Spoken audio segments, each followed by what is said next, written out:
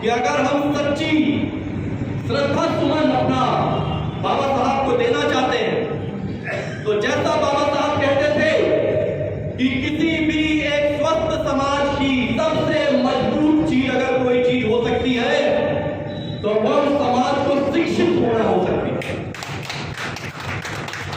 शिक्षा से बड़ा कुछ भी नहीं है। शिक्षा ही इकलौती ऐसी चीज है जो पूरे के पूरे उस परिवार के जो पीढ़ी है उसके पूरी की पूरी व्यवस्था बदलने की ताकत रखती है।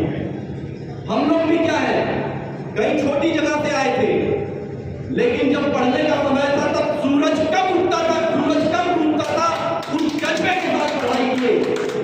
इसलिए हर कंपटीशन को निकाल के आज जिला पदाधिकारी या पुलिस अधीक्षक या हम लोग आप लोगों के सामने खड़े हैं या आप लोगों के सामने अपना वक्तव्य रख रहा है, क्योंकि जब पढ़ने का समय था, जब शिक्षा लेने का समय था, उस समय पूरी तन्मयता से उसके प्रति समर्पित थे।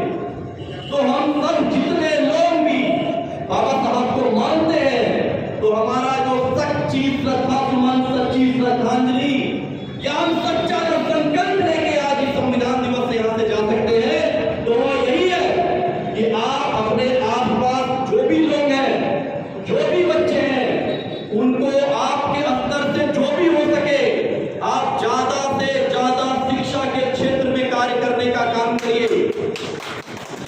और क्योंकि बिहार एक युवा राज्य है, हमारी ताकत है युवा शक्ति, हमारी ताकत हमारे बच्चे।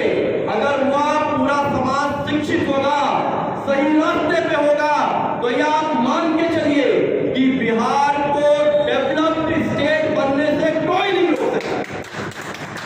और यह करने की जिम्मेदारी प्रशासन के साथ साथ हम सब की है, ये हम सब के लिए चुनौती है। और आज इस संविधान दिवस पे बाबा साहब के सामने इस संकल्प के साथ हम लोग इस प्रांगण से निकले कि हम सब शिक्षा के क्षेत्र में क्रांति लाएंगे और मधुबनी जिला में भी शिक्षा की एक अलग मिसाल पैदा करेंगे। और तब हम मानेंगे कि अगले साल जब हम बाबा साहब के लिए अपने वक्तव्य को रख रहे हो तो हम अपनी जिम्मेदारी का निर्वहन करके आए, इस गर्व के साथ हम इस प्रांगण में एंटर करें। बहुत बहुत धन्यवाद। जय मिथिला, जय बिहार, जय भारत।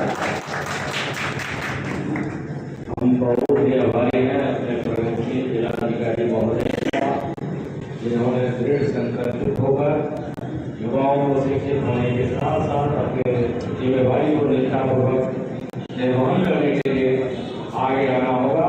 तभी यह युवा बिहार जो है वो आगे बढ़ेगा और बिहार आगे बढ़ेगा तो देश आगे बढ़ेगा।